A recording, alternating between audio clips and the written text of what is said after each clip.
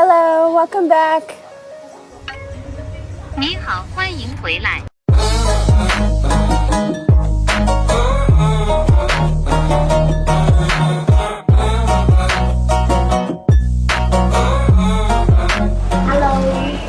Hello. Today I want to talk about how I communicate here in China without speaking Chinese. 今天我们谈谈如何沟通在中国不说汉语。 Okay, before I jump into this video, I do want to warn you that I have a cold and my voice is just in and out. I've been here in China for about 6 months now, and I wanted to kind of just share with you guys how I go about my daily life, how I communicate here in China without speaking a relatively good level of Chinese yet. From what I've noticed is different parts of China will speak more English than others, or even different territories. So when we first flew into Hong Kong, there was a ton of people that spoke English. Then you go to places like Beijing. Beijing is also, it's a huge city and there's a lot of foreigners there. So needing to know Chinese may not be as prevalent as if you were here where I am, which is in Shenzhen. Because it's still a very new city, there's not that many foreigners here, so there's not as much, I would say, opportunity to speak English. And so learning Chinese is kind of a must here, which at the same time I do like because it is forcing me to learn the language, but it is something to keep in mind when you go to places like Shenzhen or other places in China. It can be a handicap if you do not speak it or don't know how to get around. So that's what this video is about. I'm going to be telling you the tricks and the apps and just the way I go about communicating. Let's start off with learning Chinese. Anytime you go to another country, you should always make an effort to at least learn a few words if you're just on vacation. But if you're actually living there, it is almost an insult if you do not try and learn the language because you're in somebody else's country and it's not their fault if you don't understand what's going on. I use an app called Hello Chinese. I would say it's okay. There's a bunch of different apps out there. I know there's like Chinese Skill and maybe even Duolingo. 也是熊猫。这也是熊猫. This is also a panda. What I like about it is you can have the option to learn it with Chinese characters or without. So you can skip the writing and focus just on speaking. Forces you to record your voice and then it checks that you're saying it correctly. There's so many different tones in the Chinese language. You know, the way you change your voice can actually be a different word versus, you know, in English, as I get really excited or I get really sad and my tone of voice changes, it's not a different word. The way you pronounce your Chinese is very, very important. So I like that this app checks you. In addition, I got this kind of handy little gadget that is also a translator. I like it because I'm using it more as, you know, a way to check my Chinese. I kind of want to know what I'm saying incorrectly. You know, a simple sentence that I thought I knew how to say, I am American, I guess I've been saying all wrong. 我是美国人. State banquet for washing coal. What? 我是美国人. My heart is not beautiful. Oh my god, I suck at Chinese. 我是美国人. I come from the U.S.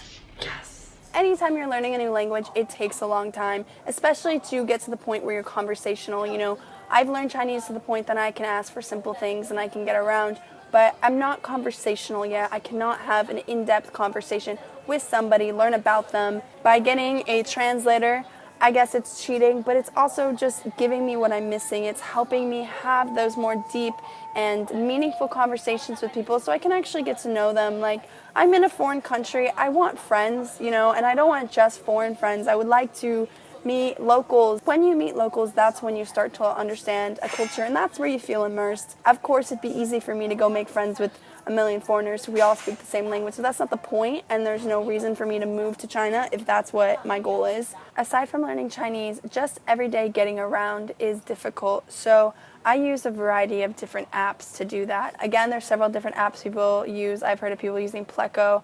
I use Microsoft Translator. That was just free, so that's why I downloaded it. Now, I wouldn't say it's the best either, but it does work for me. What I use it for is writing simple words. So when I'm trying to find something in a grocery store, maybe a metro station, or even taxis, I'm trying to say, can you take me to this place? I would say it's about 60% effective. It does have glitches. What's nice about it is it works offline, so you don't have to have internet. So unfortunately the other day when I was riding my longboard, the wheel just flew off, and so I lost the nut that holds the wheel onto the board right here. So we're gonna go to a hardware store and try to communicate.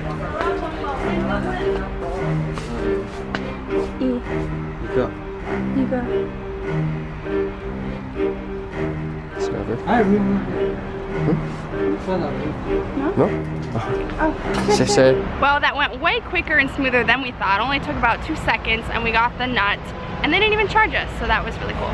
On the Microsoft Translator, it also does have a voice recording for the same thing as this translator. It's just not very good. I also really like the function where you can take a picture of something and it'll translate.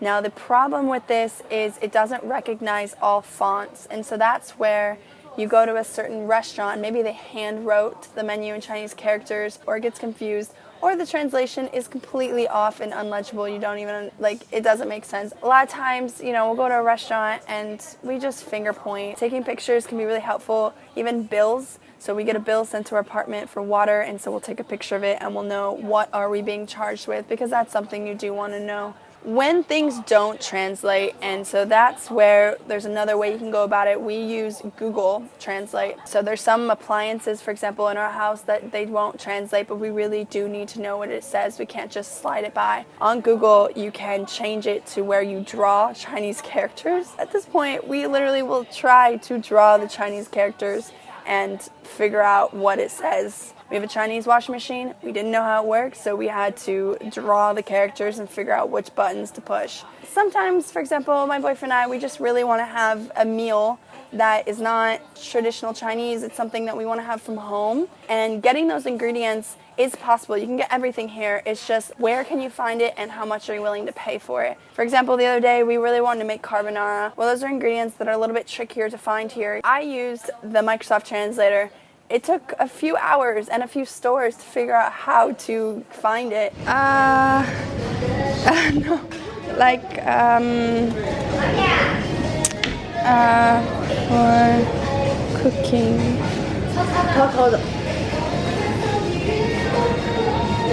Wei? 没有这个为。没有? Like, yellow. Whipping cream. Oh. I wanted to buy half and half.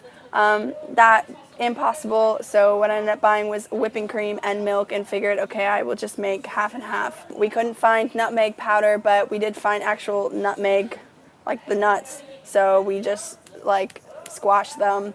You can find bacon here. That is possible, but we didn't feel like going to a special store for it or spending a bunch of money on it because it will be more expensive. So we just bought some really fatty pork at a market, and then we turned it into our own bacon. We cured it ourselves. A lot of times, just because of the communication barrier, I'm looking for something and someone's not understanding me, and then I'll just give up. Because if I realize very quickly that they're not going to understand me, I don't keep badgering them, I don't keep questioning them, I just kind of move on. What I use is I use Hello Chinese to learn Chinese. I use Microsoft Translator for pretty much life, everything.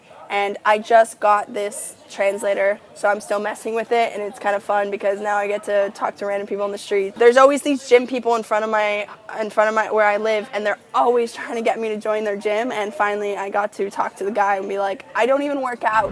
No, thank you. I don't work out.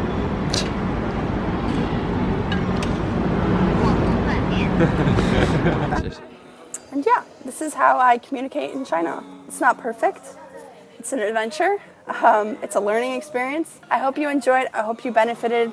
If you have any other suggestions, not even just for me, but for other people about what you use to communicate if Chinese is not your first language, or even better yet, what's a better way to communicate with Chinese people if you are Chinese, and how can we make it easier to kind of break down that barrier, please leave a comment below. If you have anything new that I didn't mention and that sound really useful, I will pin it to the top of my comments just to help people out if I think it's really can really help you. Thanks for watching. Remember to subscribe, and I will see you next time. Hopefully when I'm not sick. Bye bye.